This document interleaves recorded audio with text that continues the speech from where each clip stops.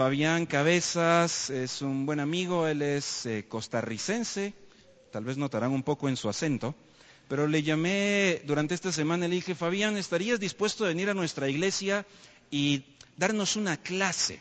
¿Podrías prepararnos una clase para repasar la historia de la Reforma? Estamos en un mes en el que festejamos los 500 años de la Reforma y hemos estado abordando algunos temas, pero nos quedaría muy bien ver una mirada panorámica de la historia, de los personajes al respecto. Fabián ha sido profesor de historia eclesiástica, es profesor de teología también, fue el director de los programas de posgrado en el Seminario Teológico Centroamericano, tiene una carrera académica como docente en otras universidades también, compartimos como colegas en Universidad San Pablo, ha enseñado en Universidad Panamericana, en Seminario Semilla, entre otros.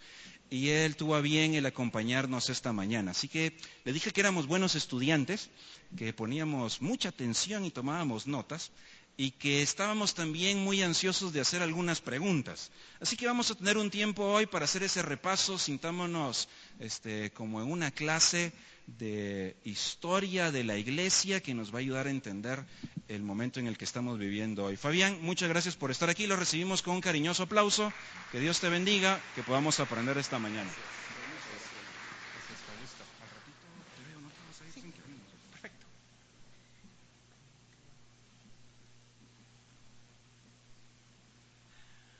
Muy buenos días, es un gusto estar con ustedes luego de esta brillante presentación que hizo Howard. Espero llenar sus expectativas. Yo pienso que sí. Como bien decía, Howard ha enseñado historia de la iglesia por los últimos 10, 12 años más o menos. Casi siempre que me han invitado a una nueva institución a enseñar es porque hay una debilidad en historia. Y la debilidad en historia surge por varias razones. Primero, porque no a mucha gente le gusta la historia. Número 2, porque a no mucha gente le gusta estudiar la historia. Y yo puedo identificar por lo menos 3 categorías en cuanto a la historia. A quienes les gusta la historia, levantemos la mano. Muy bien, fabuloso. Hoy está difícil. Van a estar haciéndome ustedes la prueba a mí. Hay aquellas otras personas que pasan de que les gusta la historia a profundizar en la historia. Quienes tienen una estructura, quienes pueden acercarse y trabajar varios temas. Ese es el segundo nivel. Y el tercer nivel es el de los historiadores. Yo esperaría, y en mi clase constantemente, si encuentro algunos como ustedes, que les gusta la historia, los trato de motivar al siguiente nivel, que estudien, que revisen, que profundicen. Y usualmente tengo grupos de historia, un año, año y medio. Siempre espero al final de año tratar de que salgan 2 o 3 historiadores. Y yo creo que de aquí pueden salir más que eso, esperemos, luego del día de hoy. Quisiera iniciar, hay una presentación allá, si voy a mover esto un poquito, necesito ver un poco la diapositiva para que sea el formato clase como me pidió Howard. ¿Han visto este símbolo antes? ¿Sí? ¿No? Levanten las manos los que sí. Muy bien. Tradicionalmente es el emblema de la iglesia luterana. Por eso vemos que dice ahí el escudo de Martín Lutero. Tiene mucho simbolismo. Martín Lutero, junto con ser el gran reformador que nosotros conocemos, tenía muchos otros dones y habilidades. Uno de ellos, poco conocido, es que él era dibujante. ¿Sabían eso? Se dedicaba en sus tiempos libres, en sus pocos tiempos libres en el monasterio, se dedicaba a hacer dibujos. Y él diseñó este dibujo que tenemos acá, este escudo, como resumen de su teología. Pudiéramos pasar más o menos la siguiente hora solo hablando de esto y vamos a entender mucho de lo que Martín Lutero deseaba transmitir. Iniciemos de adentro hacia afuera. ¿Alcanzan a ver acá lo que está al centro? ¿Qué es? Una cruz. ¿Qué simboliza la cruz? Sacrificio, muerte y resurrección. Esto es sabido en los cristianos. Desde el Imperio Romano era el símbolo principal de su autoridad, porque quien pasaba ahí eran los asesinos, los que estaban en contra del imperio, y ahí moría cualquier intento de desestabilizar al imperio. Ese era símbolo de poder. Para nosotros es símbolo de victoria. Amén. Aunque es clase, me dijo Howard, pero estamos en iglesia, ¿verdad? Si digo amén, creo que me van a responder amén, ¿verdad? Muy bien. Entonces, ¿la cruz de qué color es? ¿Alcanzan a distinguir el color? Negro. ¿Por qué habrá escogido el negro Martín Lutero? Muerte. Usualmente reconocemos o asociamos el color negro con la muerte. Martín Lutero, y vamos a ver un poquito de su historia y qué es lo que representa la forma en que Dios le usó. Él entendió de que estaba en una condición pecaminosa, que él estaba muerto en vida, de que él necesitaba algo más que trascendiera su vida, así como todos nosotros. Lo maravilloso de Lutero es que él es profundamente bíblico en su enseñanza. Lo reconocemos como el gran teólogo, el gran reformador, pero es alguien apasionado por la Escritura. Así que en ese sentido podemos tener un puente con Martín Lutero y entenderlo, llegar a conclusiones similares y mucho más a acciones similares a las de él. Seguidamente vemos, ampliando el círculo, hay un corazón. ¿De qué color es el corazón? ¿Por qué el rojo? ¿Qué simboliza el rojo? La sangre de Jesucristo que nos limpia de todo pecado. Pudiéramos agarrar al apóstol Pablo y al Nuevo Testamento y definir eso con versículos bíblicos. La sangre de Jesucristo nos limpia de todo pecado. Luego aparece, y es otro nombre con el que se le conoce, una rosa, con sus 5 pétalos, se le conoce también como la rosa de Lutero, el escudo o la rosa de Lutero. No es una monja blanca, ¿verdad? No. Si les parece una monja blanca, me avisan y calibramos mejor la proyección. ¿Qué simbolizan las rosas o las flores? Belleza, muy bien. Veo muchas parejas por acá. ¿Qué significan las rosas? Cuando regalamos una rosa, ¿qué es? Amor, entrega. Simboliza también la vida. En el proceso de las plantas, cuando viene la época de afloración, más adelante van a venir los frutos. Ahí está la semilla de la vida. Parte de lo que nos quiere decir Martín Lutero con esto. Y obviamente con el color verde, color de esperanza. Eso es muy importante. Su rosa, dice, está sobre un fondo azul, si lo alcanzan a ver antes de la parte exterior. ¿Qué simboliza el color azul? El cielo, la esperanza, la vida. Es la habitación de Dios, es el cielo. Y finalmente, por un anillo color dorado. ¿Qué simbolizan el color dorado y los anillos? Compromiso, ¿verdad? Compromiso. Dios va a estar ahí cumpliendo lo que Él ha prometido. Así que la teología de Martín Lutero la podemos trabajar y resumir con esto. Varios de los elementos están ahí.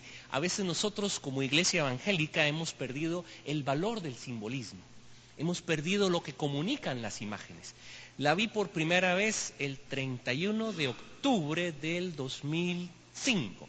Curiosamente, ese día cayó domingo y estaba con unos amigos en la Iglesia Luterana Central, muy cerca de acá, por cierto, y fue la primera vez que me hablaron y entendí el valor de esto.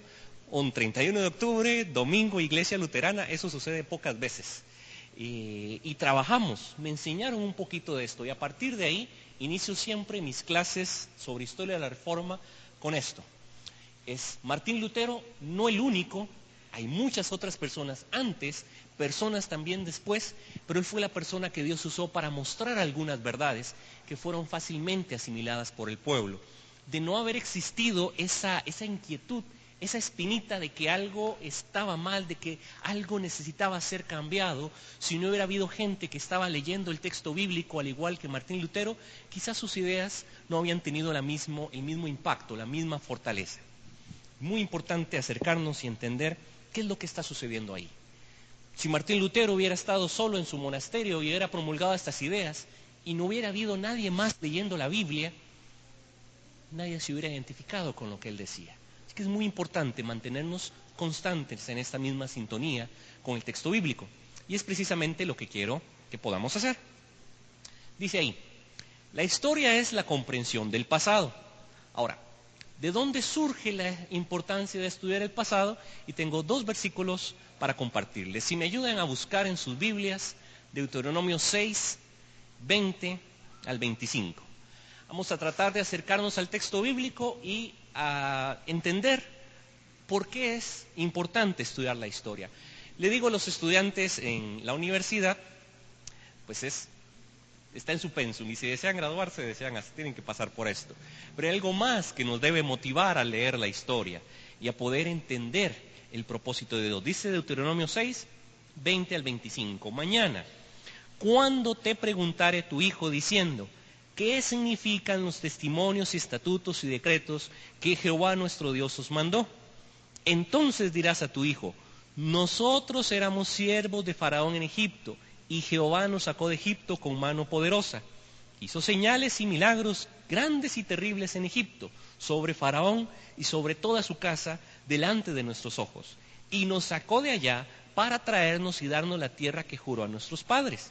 Y nos mandó Jehová que cumplamos todos estos estatutos y que temamos a Jehová nuestro Dios para que nos vaya bien todos los días y para que nos conserve la vida como hasta hoy. Y tendremos justicia cuando cuidemos de poner por obra todos estos mandamientos delante de Jehová nuestro Dios, como Él nos ha mandado. ¿Qué es lo que sucede ahí? Un pequeño recuento de historia bíblica, un pequeño recuento de historia hebrea. Y Dios es uno de los primeros. Yo creo que junto con mi pasión por la Biblia he pasado varios años estudiando Biblia, enseñando Biblia, aprendiendo de la Biblia, como hasta el día de hoy. Y algo que he llegado a un convencimiento es que Dios trabaja en nuestra historia. Amén. Dios desea acercarnos a nuestras situaciones. Lo bueno y lo malo está presente acá. La historia, dice un buen amigo historiador, Arturo Piedra, la historia tiene sus sombras y sus luces. No todo es bueno en la historia, no todo es malo tampoco. La historia tiene sus luces y sus sombras. Y dice el texto bíblico, éramos siervos en Egipto, pero Dios nos sacó. Y cuando te pregunten, cuando surgen inquietudes, ¿por qué hacemos lo que hacemos? La respuesta está en la historia de Dios en medio nuestro, la historia de lo que Dios ha querido hacer.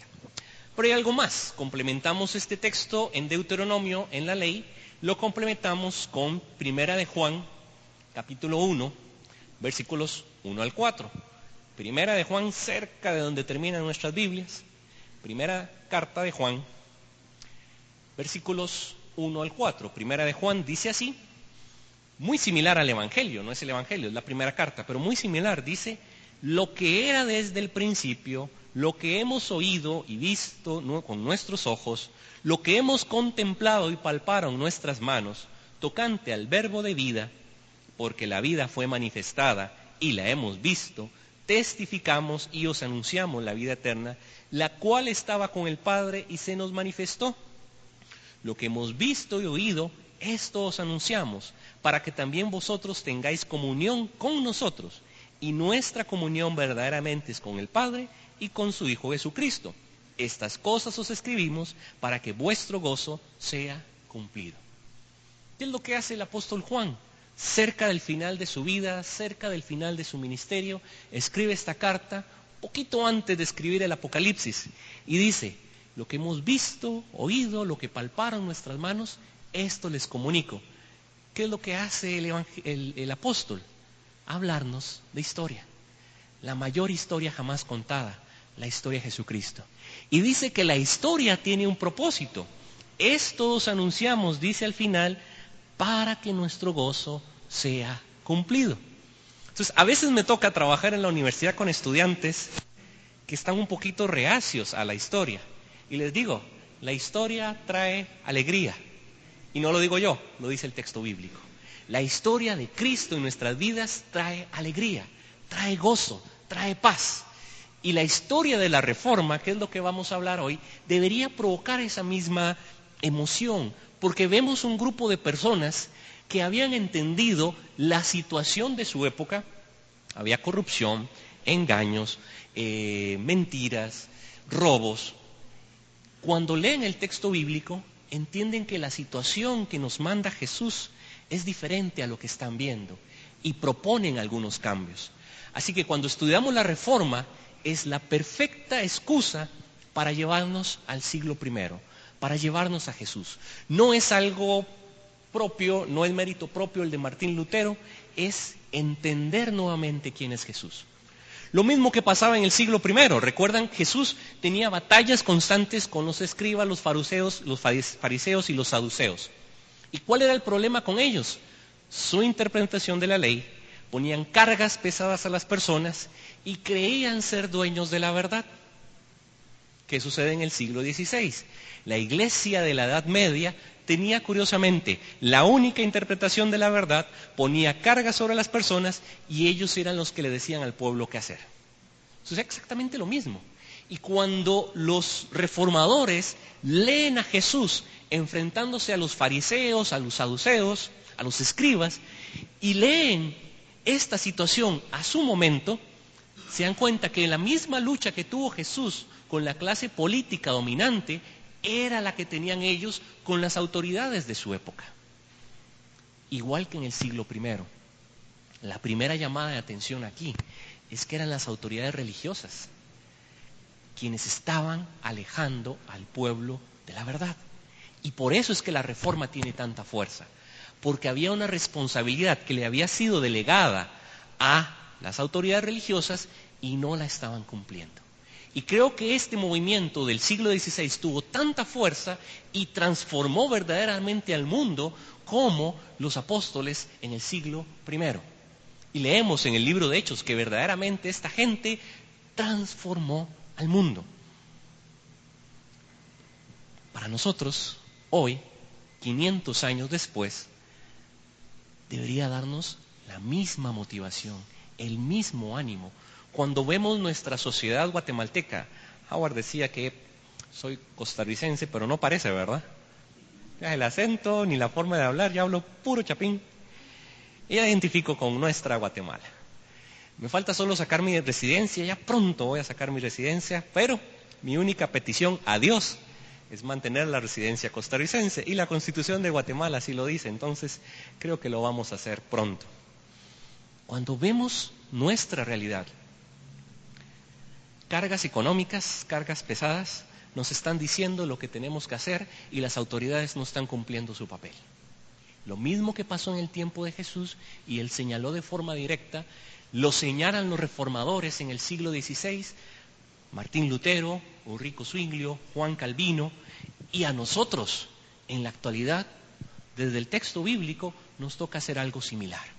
Mirar nuestra sociedad, qué es lo que hace falta y qué es lo que nos manda el texto a decir. Así que vamos conectando la historia. Vamos con Martín Lutero, el personaje principal. Estamos cumpliendo 500 años desde que él clava sus 95 tesis en la iglesia de la Catedral de Wittenberg. Es el personaje principal. Pudiéramos hablar de muchos más personajes que están a la par, pero no quisiera robarle protagonismo a Lutero. Vamos a hablar de algunos otros personajes que le acompañan, pero nuestro centro es Martín Lutero. Me decía Howard, están trabajando una serie. Dentro de 8 días van a tener a Alan Perdomo, muy conocido entre nosotros, fue mi maestro de historia, así que no se sientan mal si no estaba Alan, viene un discípulo de Alan a darles la enseñanza. Fue mi maestro de historia y muy buen amigo, así que espero seguir bien las huellas de mis maestros. Decimos sobre la historia, y esto es algo que quiero que quedemos claros antes de empezar la historia. Cuando hago un examen final de semestre, final de año, esta es pregunta de examen. Y la mayoría han logrado llevar y sacar buena nota acá. Si tuviéramos un examen acá, esta sería la pregunta final. ¿Para qué nos sirve la historia? Comúnmente escuchamos que debemos de estudiar la historia para no repetir los errores, ¿sí? ¿La han escuchado la frase, verdad? O estamos condenados a repetirla. Esa es una visión un poco negativa, un poco pesimista. Desde el texto bíblico me gusta ver la historia de una manera positiva. Y planteé esta idea. El estudio de la historia debe alumbrar el presente para transformar nuestro futuro. ¿Sí? Así es como he visto la historia desde hace varios años, estudiando y preparando el material, y cada vez que tengo la oportunidad de enseñar sobre historia, deseo transmitir esto y que nos apropiemos de esto. Vale decir también que es netamente bíblico. ¿Recuerdan cuando leemos en el Salmo 119, lámpara es a mis pies tu palabra y lumbrera mi camino? Entonces la historia cumple un papel muy similar. Alumbra nuestro presente. La historia nos dice cómo somos, por qué somos como somos y qué hacemos lo que hacemos. ¿Sí? Entonces es muy importante estudiar la historia, saber por qué nos comportamos de esta manera y no de otra. La historia alumbra nuestro presente. Pero también, siguiendo la metáfora bíblica de la luz, debe de transformar nuestro futuro. No debemos de quedarnos inmóviles ante la historia. Entonces la historia alumbra nuestro presente para transformar nuestro futuro. Con esta perspectiva llevo, ¿cuántos? 15 minutos solo de introducción. Así que empecemos. Me dijo Howard que hasta las 2 o hasta las 3. ¿A qué hora salen los jóvenes?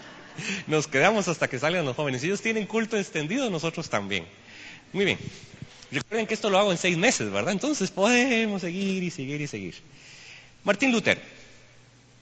Martín Lutero nació el 10 de noviembre de 1483 en la ciudad de Eisleben, en Sajonia. Esto es la actual Alemania, la parte norte de Alemania.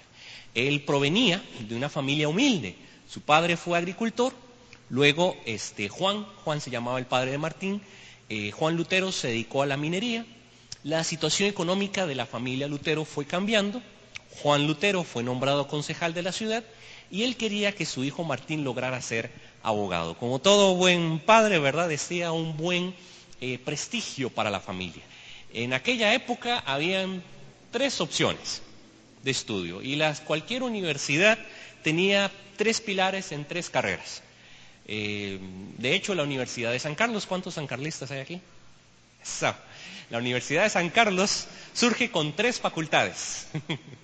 La tricentenaria, ¿verdad? Universidad de San Carlos de Guatemala. Pregunta para los sancarlistas entonces, no les respondo yo, responden ustedes. ¿Cuáles son las 3 facultades con las que nace la Universidad de San Carlos? ¿Medicina? ¿Leyes? ¿Derecho y? Teología. Eran las 3 facultades principales de la época. Pero nace también con una escuela.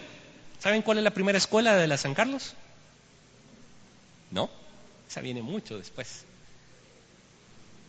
¿Derecho? No, derecho era una facultad. Era unidad facultativa. ¿No? Idiomas. El obispo Francisco Marroquín, quien proyecta la fundación de la universidad, proyecta que exista una escuela de idiomas para enseñar cachiquel y quiché, que eran 2 de los idiomas más comúnmente hablados en nuestra población. Teología, derecho, medicina, y el obispo Marroquín con gran visión incluye lo de los idiomas. Es interesante, la reforma protestante va sobre lo mismo, porque reconoce que existe un vacío, porque el pueblo no podía entender las escrituras que estaban en latín.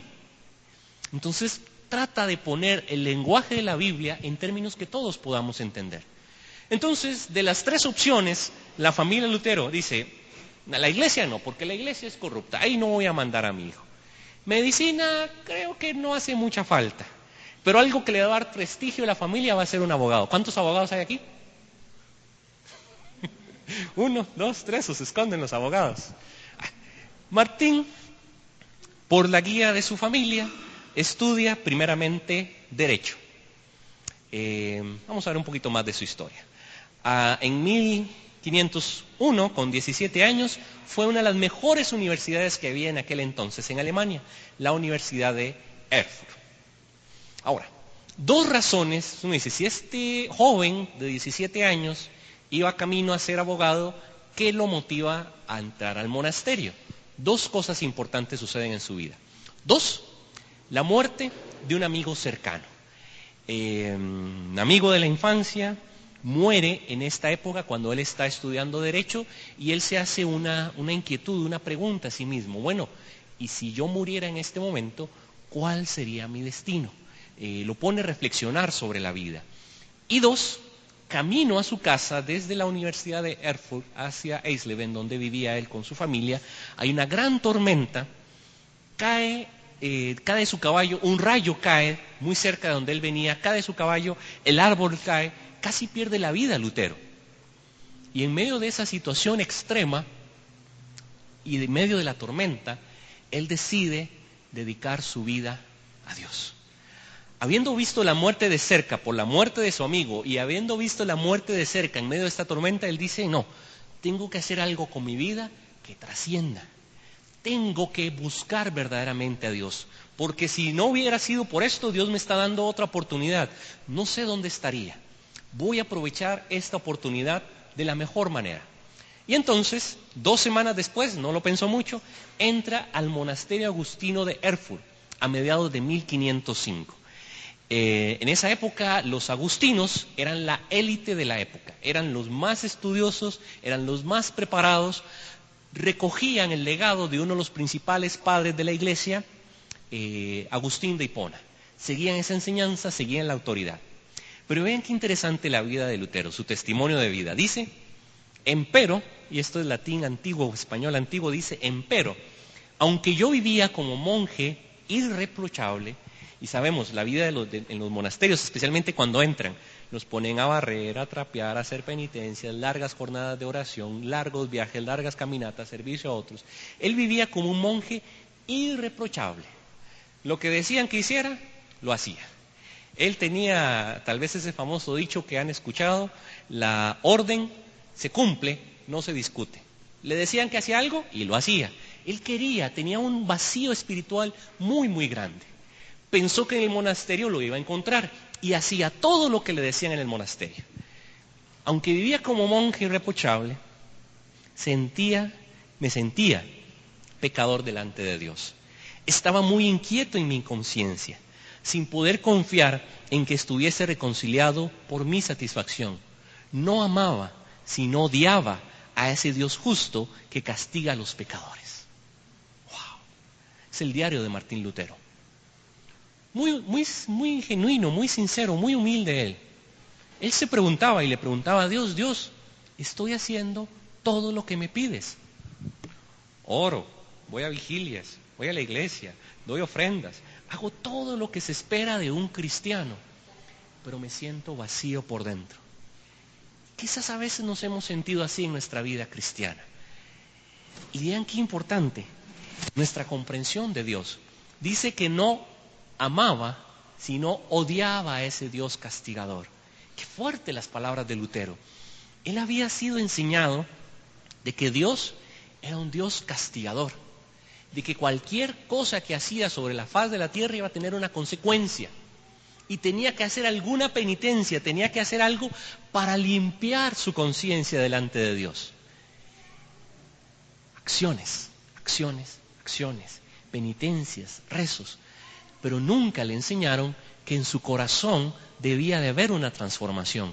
Por eso es lo primero que aparece en la rosa de Martín Lutero, un corazón. Él entiende que todo empieza o termina con lo que tenemos en nuestro corazón.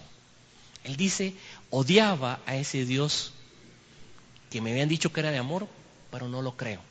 No lo vivo, no lo experimento. Lo leo, pero no lo entiendo. A pesar de ser un monje que cumplía todo lo que se pedía de él.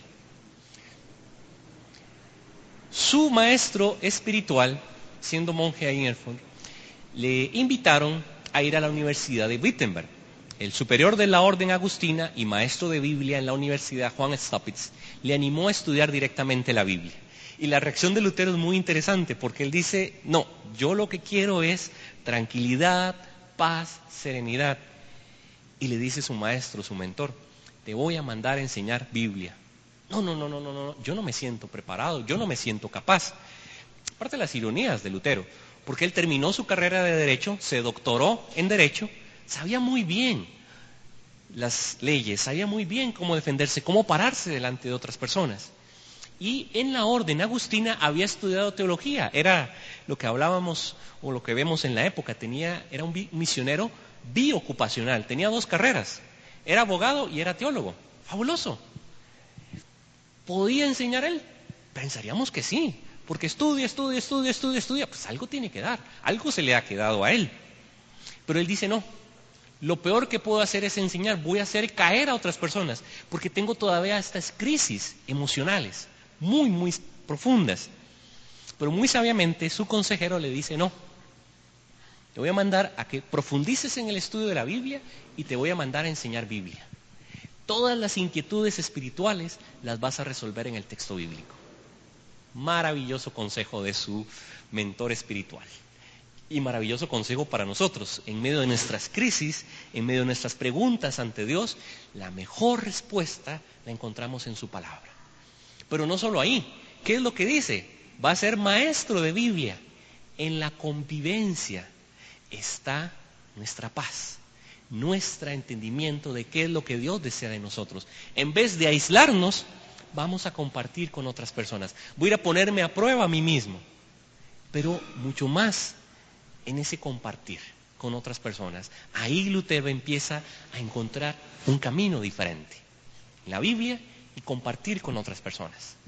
En 1510 es delegado Martín Lutero por parte de la Orden Agustina a viajar a Roma para llevar los diezmos y las ofrendas hacia la sede del poder político, religioso, económico y social.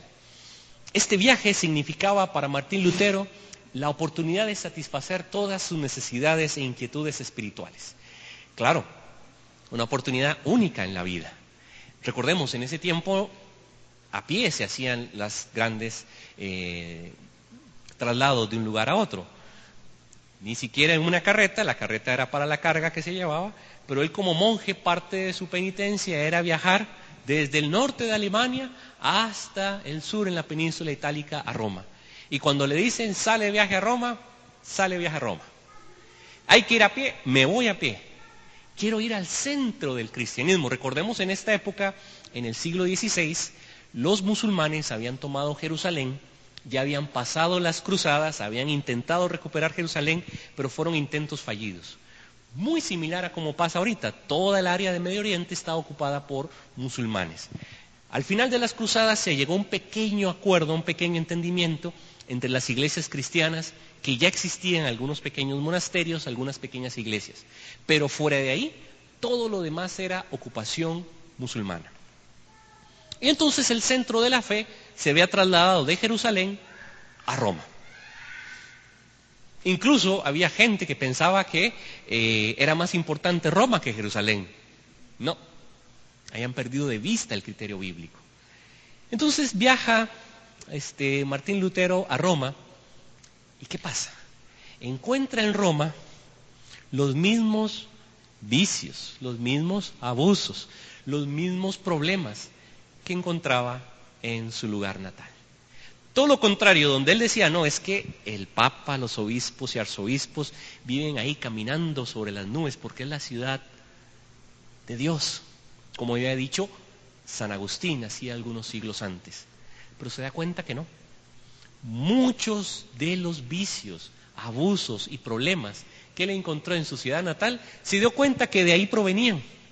Y él dice, no, esto no puede ser, esto no puede ser. Más bien, afirmar su fe, empezó a cuestionarse más profundamente.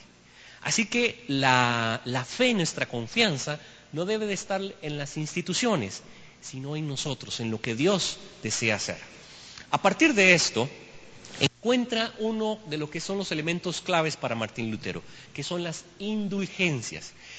La ciudad de Roma, para mí, no debería haber sido llamarse Roma en esa época, sino la ciudad de las indulgencias. ¿Qué son las indulgencias?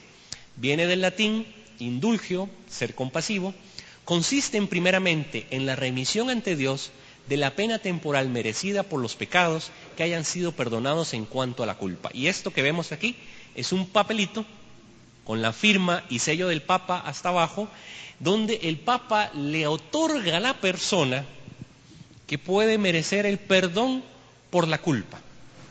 ¿Quién no va a querer algo de eso? Lutero incluso cuando llega a Roma lo primero que hace es ir a comprar una de estas. Él quería el perdón por ese Dios que no podía amar sino odiar. Dice, ahí voy a encontrar la respuesta.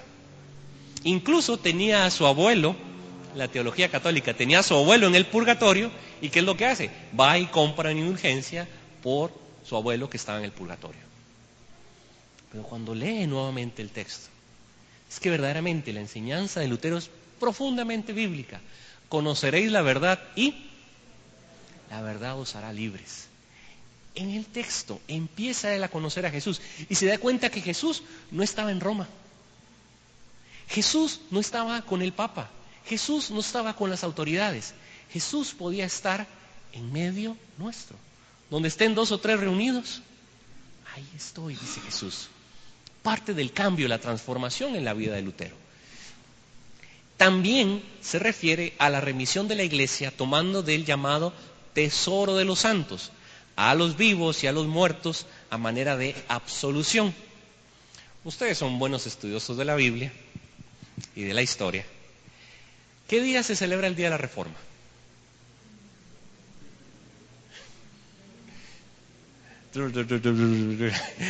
Como ya he sido profesor por varios años, he aprendido a distinguir lo que dicen los estudiantes. El lenguaje de estudiante yo lo escucho como 31 de octubre. Respuesta correcta, 31 de octubre. ¿Y saben por qué Martín Lutero escogió esa fecha? ¿Se celebraba? ¿Sí? Tiene que ver la fecha que escoge Martín Lutero para hacer su denuncia en contra de las indulgencias de esto. De las 95 tesis de Martín Lutero, 94 van sobre esto. Quiere señalar y refutar con el texto bíblico esta práctica de la iglesia. Porque el perdón de la culpa no viene de un papel con un sello papal, sino viene por la sangre de Jesucristo. Eso fue lo que leyó en la Biblia. Y eso quería enseñar y mostrarlo. Entonces, Martín Lutero lo hace ¿por qué? El día siguiente al 31 de octubre. ¿Qué día es? Es fácil, ¿verdad? ¿Y qué se celebra el 1 de noviembre? El fiambre, ¿verdad? Como buenos guatemaltecos, como buenos chapines que somos. El Día de Todos los Santos. ¿Qué sucedía? Este tesoro de la iglesia, este tesoro de los santos, estaba a disposición de todas las personas ese 1 de noviembre. Cualquier otro día, si yo quería una petición, por ejemplo, por el patrono San Juan, por ejemplo, que es el 25 de junio, si no estoy mal, ¿verdad? 24, gracias. Entonces, si estamos ahorita en octubre, yo tenía que esperar casi que todo el año hasta que viniera el día del santo patrono. Y así sucedía, sabemos, en el calendario católico, cada día del calendario tiene un santo. Y si yo quería hacer una petición, tenía que esperar 4, 5, 6, 10 meses hasta que fuera el día propicio. Ese día podía orar y podía hacer mi misa y todo esto. Pero había un único día al año donde estaban disponibles todos los santos. Cualquier petición que yo tuviera, ese día podía ser satisfecha. Entonces Lutero elige el día previo. Miren, lo que va a suceder mañana, y me lo imagino a Lutero, ¿verdad? Planificando, organizando. Lo que va a suceder mañana, estén preparados, atentos. La víspera del 1 de noviembre, el 31 de octubre, él decide colocar estas 95 tesis para explicar a la gente qué era lo que iba a suceder, para que no se dejaran engañar. Y cada una de las tesis, perfectamente podemos ir identificando su fundamento bíblico. Ahora, la venta de indulgencias era una práctica muy común. Esta no es del tiempo de Lutero, viene más o menos desde el 1200. Tenía un pequeño matiz favorable, pero poco a poco se fue distorsionando. La doctrina católica consiste en que una persona puede ser absuelta de la consecuencia de un pecado realizando una determinada acción. Puede ser un pago económico, puede ser una caminata, puede ser ir a visitar un lugar santo, ahí van más indulgencias, más si va a Roma, ¿verdad? Va a tener cantidad de indulgencias. El predicador más famoso de esta época era el fraile Juan Tetzel, quien afirmaba que se podía librar de las penas comprando sus indulgencias, dinero que serviría para la reconstrucción de la Basílica de San Pedro. Claro, había un interés económico detrás. Y este predicador era muy convincente. Él decía, por ejemplo, cuando se paraba ante las grandes multitudes, con esta indulgencia que les presento el día de hoy, ustedes podrán recobrar el estado original antes de la caída. ¡Wow! Con esta indulgencia pueden ustedes obtener la sangre de Cristo, porque aquí está impresa. ¡Wow! Lo que no sabía la gente es que habían 1000 o 2000 de esas indulgencias, cada una con la única prueba tangible de la sangre de Cristo. Llegaban las personas y ofrecían las reliquias, aquellos elementos de la tradición, de la historia que son muy importantes. Iba Juan Tetzel con uno de los clavos de la cruz de Jesucristo. Acérquense, contemplen y vean uno de los clavos con la que Jesucristo dio su vida. manipulando a veces a las personas. Lo que no sabía el pueblo es que habían otros 50 predicadores, cada uno con uno de los clavos de la cruz de Jesucristo. Hasta donde nos dice la historia eran 3, o lo más 4, pero habían 50 predicadores con estos clavos. Querían manipular a las personas y lo hacían de una manera más o menos efectiva. Pero viene un pequeño y sencillo monje agustino y empieza a predicar lo contrario, empieza a mostrar la verdad de Dios. Las 95 tesis. Esta es en actualidad la puerta de la Catedral de Wittenberg. Este es el equivalente a nuestra pizarra de anuncios que tenemos allá. No tiene algo más de especial que ser un lugar público. Martín Lutero coloca sus tesis en un lugar donde todos los puedan ver. Entonces, cuando entré temprano en la mañana, lo primero que uno ve, y desde aquí lo puedo leer sin problema, proyectos hacia afuera, y dice Patzún, Latinoamérica, San Juan Cotzal, Guatemala, México, La Limonada y Ghana. Sí, ¿verdad? Los tengo por aquí. Más fácil dar la vuelta, aquí están. Esa es la cartelera de anuncios. Martín Lutero, él no quería armar una revolución ni una revuelta. El término más apropiado para esto, como sabemos, es reforma, es transformación.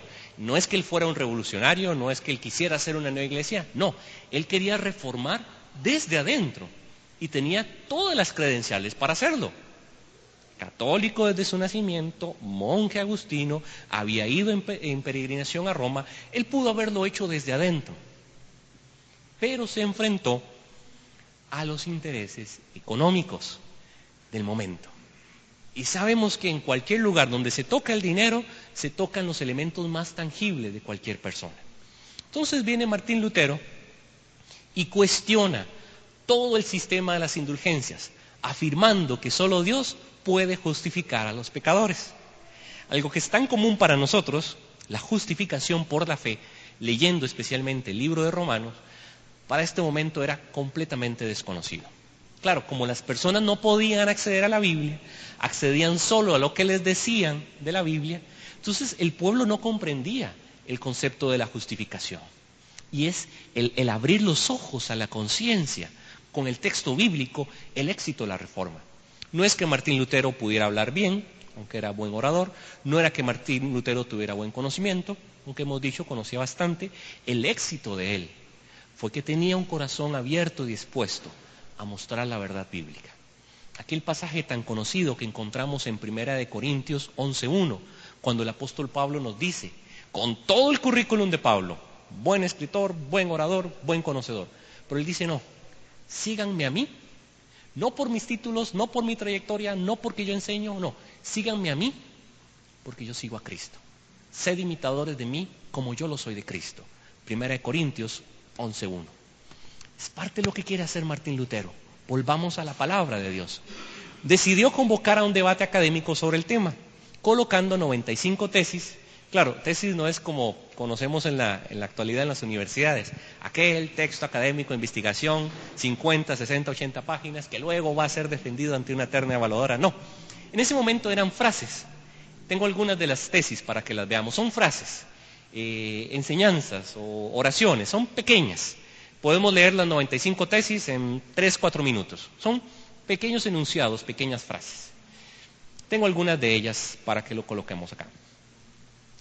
Dice, erran itaque indulgitarum, peccadorum it perpetuum, papel indulgentiens homenarin ad odomin, penam solvin et salvari. Amén. Martín Lutero, recordemos, él es un académico. Y él utiliza el lenguaje académico. Y este era el lenguaje académico. ¿Quién reconoce lo que dice ahí? ¿Qué idioma será ese? ¿Francés? ¿Chino? Latín. Muy bien, esto es latín. Era el idioma académico. Era el idioma de la época. Y era el idioma en el cual estaba disponible las escrituras. La Biblia. Estaba en latín para todas las personas. Pero igual que nosotros, de eso no entendemos más que errante tal vez. Pecadorín, sí. Imaginen nosotros leer la Biblia escrita de esta manera. Teníamos que dedicar gran cantidad de tiempo y tener un diccionario latín-español para tratar de entender. Entonces, el fin de Martín Lutero no era señalar ni a la iglesia ni al pueblo nada. No, él quería hacer un debate académico porque era profesor universitario. Pero llega un grupo de personas, agarra las 95 tesis allá en la tablero de anuncios y hace esto. Vamos a ver. Hay que prepararse, ¿verdad? Die van mijn plichten, dagen dan ook, die zeggen en met hordoch, de passing aflaffen, van de werklos en grecinin krop. Tampoco, ¿verdad? Mejor dejémoslo en latín, ¿verdad? Esto está más fácil. ¿Saben qué idioma es este? Alemán, ¿verdad? Es el más difícil, o uno de los más difíciles. ¿Qué es lo que sucede? El idioma común de la época era el alemán. Entonces viene un grupo de personas, agarran estas 95 tesis en latín que nadie entendía, pongámosla en el lenguaje del pueblo. Pero no nuestro pueblo, ¿verdad? Vamos al lenguaje nuestro. Es la tesis número 21, por cierto, de las 95. En español dice, por consiguiente, se equivocan los predicadores de indulgencias que afirman que por las indulgencias del Papa uno puede ser librado de toda pena, salvado, que puede ser librado de toda pena y salvado. Gracias, está un poquito corridita ahí la... ¿Será esta? Vamos a ver. Ahí está, perfecto. Y salvado. Entonces, este es parte del ejercicio de lo que sucede en la época. Martín Lutero, su afán es que el conocimiento llegue a las personas. Hay varias circunstancias que suceden en la época que ayudan a Martín Lutero. Martín Lutero no está solo. A Martín Lutero le sucede algo muy similar a aquello que dice Hebreos capítulo 12 en los primeros versículos. Por tanto, teniendo alrededor nuestro una gran nube de testigos. ¿Recuerdan el texto? Así le pasa a Lutero. Habían varios que en la historia consideramos pre-reformadores. Un grupo de personas que está antes de Lutero que empiezan a preparar el terreno. Juan Hus, John Wycliffe, que empiezan a leer la Biblia y tratan de enseñar al pueblo la Biblia, pero son condenados. Uno de ellos, Juan Hus, fue condenado 100 años antes que Lutero, por haber enseñado que la Biblia estaba por encima de las enseñanzas del Papa. Es lo mismo que Lutero está atacando acá. Fue condenado y quemado. Y lo que más resalta de la vida de Juan Hus es que antes de ser condenado por el concilio de Constanza, él pronuncia las siguientes palabras: mi vida quedará aquí, pero no pasarán 100 años antes que Dios levante nuevamente a su pueblo. Curiosamente, estaba preparando el terreno a Martín Lutero. John Wycliffe, hemos hablado de y conocen la fundación y las traducciones bíblicas Wycliffe. Traducir la Biblia en lenguaje del pueblo, este ejercicio que hicimos acá, de un idioma poco conocido al idioma del pueblo, pero a uno que nosotros verdaderamente entendamos. Es parte del proceso, hacer asequible el texto bíblico para todos. Junto con eso debemos agregar otro invento, otra invención revolucionaria de la época, como lo fue la imprenta. Antes de Martín Lutero, cualquier material escrito era traspasado de persona a persona a mano, los famosos escritos y escribas. A este momento ya existía la imprenta. Hacía unos pocos años antes, Johannes Gutenberg la había perfeccionado. ¿Y qué es lo que hace la gente? Los seguidores de Lutero, dos cosas maravillosas. Uno, bueno, lo traducen al alemán, eso no es tan maravilloso. Dos, empiezan a sacar copias de copias de copias de copias de copias. Hablaba hace algunos días con unos buenos amigos sobre estos temas y me preguntaban, ¿cuándo en la historia ha sucedido algo como esto? Que se conjugue las situaciones de la época, político, económicas, sociales y los inventos, con el mover de Dios.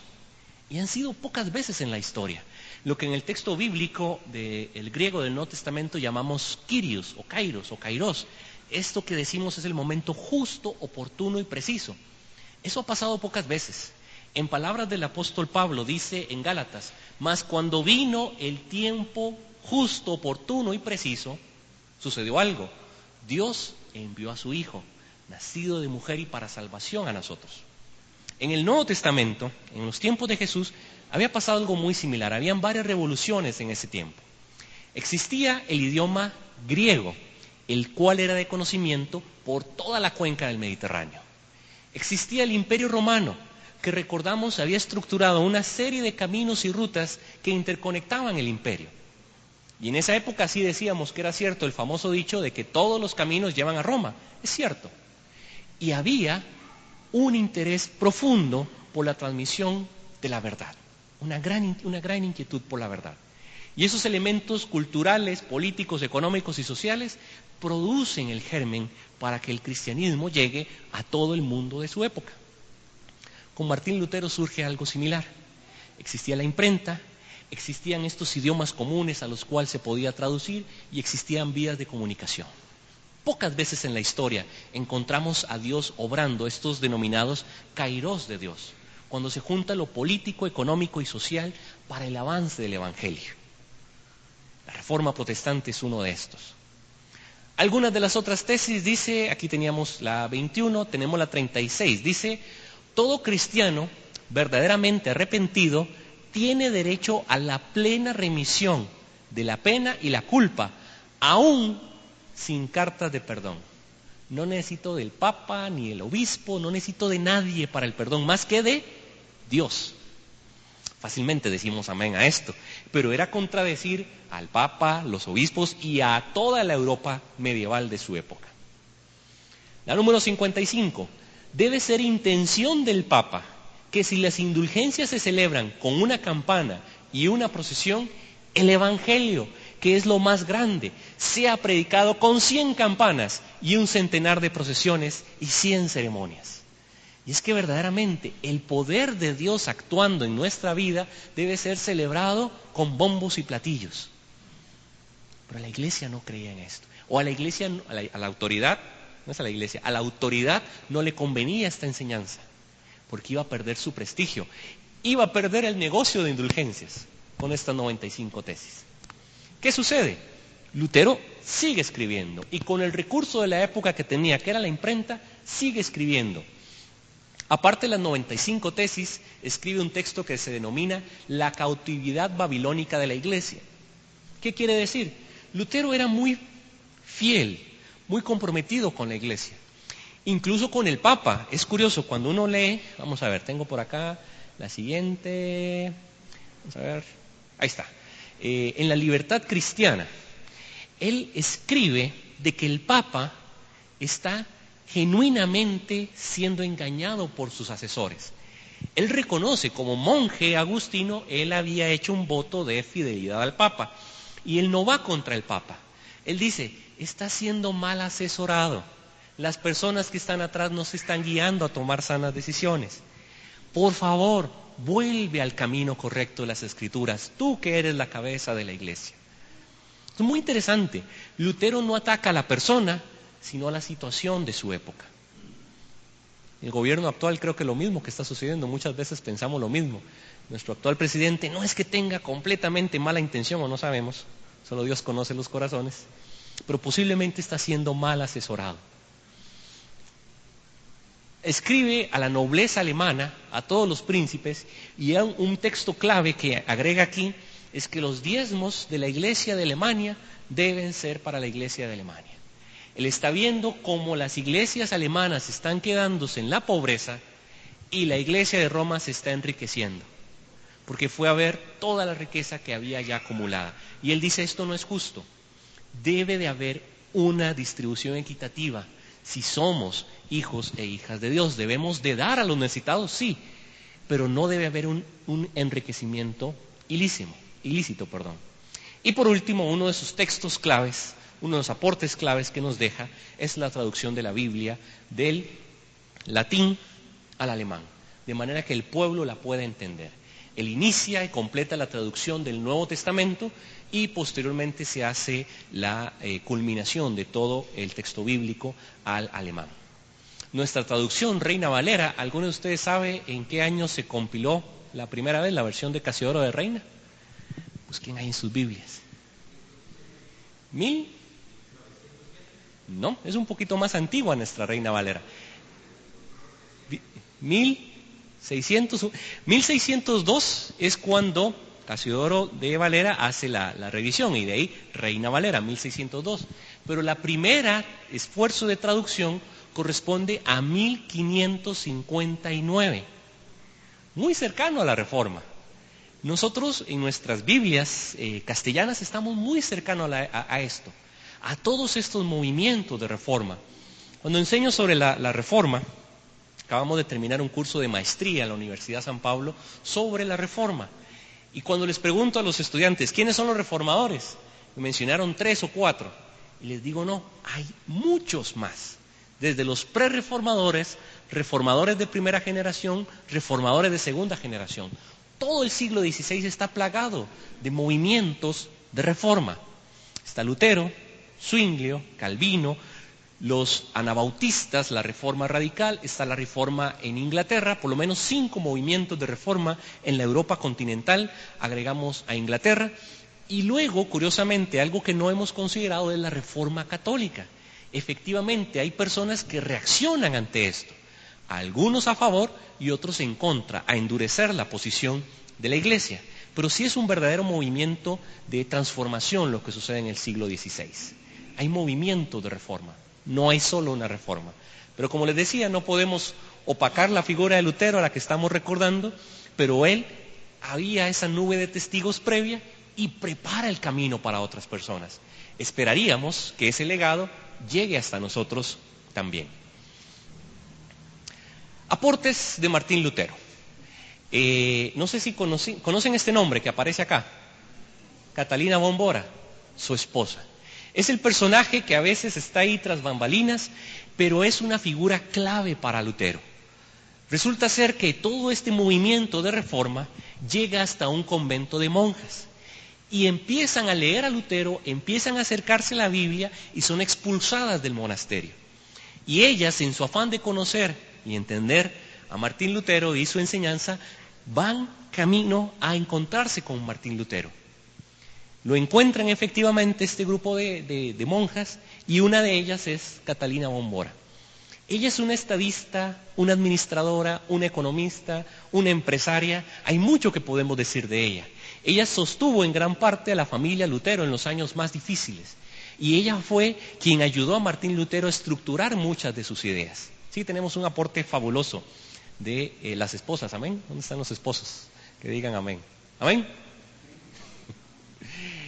¿Y las esposas? Amén, ¿verdad? Debemos de recobrar el papel hombre y mujer en el ministerio y dentro de la enseñanza.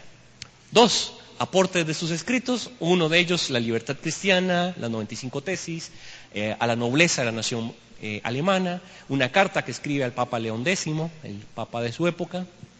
Tenemos aportes desde su actuar, él efectivamente es muy directo, él es muy atento a lo que está sucediendo. Los historiadores nos dicen que era un carácter fuerte, que no se dejaba intimidar. Y tengo, para ir cerrando nuestro tiempo, un video donde vamos a ver un pequeño segmento de la película de Martín Lutero, donde vamos a ver el evento clave y cumbre de la Reforma. Tenemos también...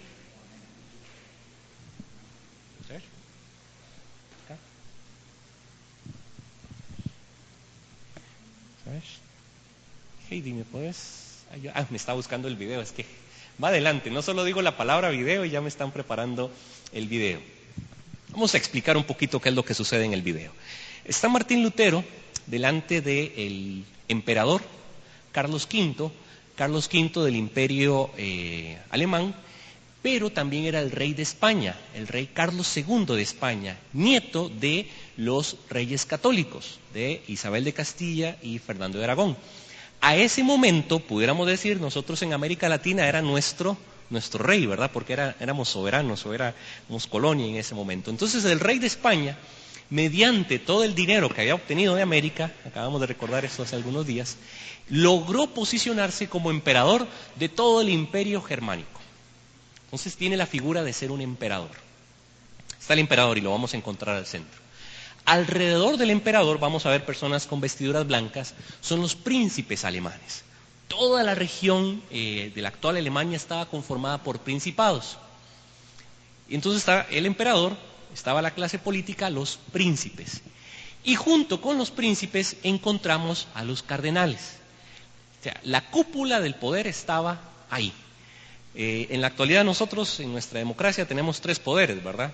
El legislativo, el ejecutivo y el judicial. Pensemos en esta escena que vamos a ver ahí, que están los 3 poderes, en este caso son 2, el político y el religioso, en reunión solemne para decidir acerca del caso Lutero. Hay un pequeño monje de una región lejana allá en el norte que está desequilibrando, a menos que se me convenza con las escrituras y no mediante la palabra de papas y concilios que constantemente se han contradicho entre sí.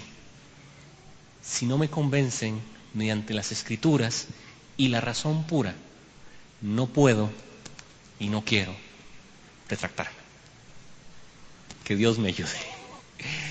Palabras claves de Martín Lutero, en las cuales resume nuestra enseñanza bíblica. Encontramos un eco de los discípulos en uno de los concilios ante el Sanedrín en Jerusalén, cuando la conclusión es mejor seguir a Dios que a los hombres. Que Dios nos ayude verdaderamente a que nuestra vida sea guiada por las Escrituras y por nuestro sano entendimiento de ellas. Y así como oraba Martín Lutero, que Dios nos ayude. Amén.